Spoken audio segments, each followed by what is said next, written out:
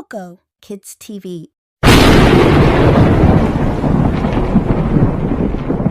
भूतिया घटना को दर्शाया गया है।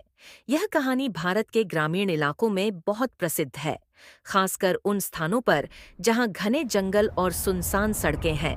चालावा को एक ऐसा प्रेत माना जाता है जो राहगीरों को अपनी ओर आकर्षित करके गुमराह कर देता है, जिससे वे गलत दिशा में चले जाते हैं या किसी अनहोनी का शिकार हो जाते हैं। कहानी रात का समय था और रमेश अपने गांव से शहर के लिए एक जरूरी काम से निकला था। उसने शॉर्टकट लेने का सोचा और एक सुनसान सड़क का रास्ता पकड़ लिया जो घने जंगल से होकर गुजरती थी। उसके गांव के लोग हमेशा इस सड़क से बचने की सलाह देते थे क्योंकि वहां चालावा का डर था, लेकिन रमेश ने इसे अंधविश्वास मानकर नजरअंदाज कर दिया।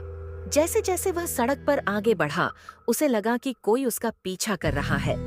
उसने पीछे मुड़कर देखा, पर वहां कोई नहीं था। धीरे धीरे अजीब घटनाएं होने लगीं।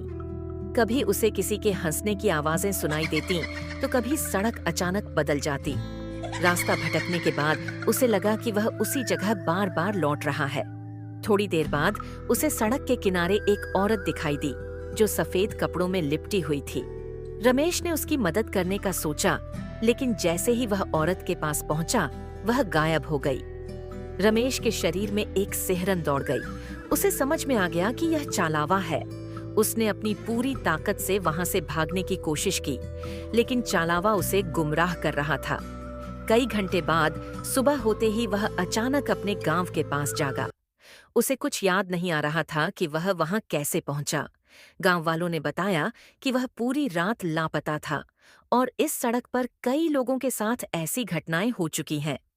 गांव वालों ने बताया कि गांव में एक बूढ़ी औरत रहती थी अपने बेटे और बहू के साथ।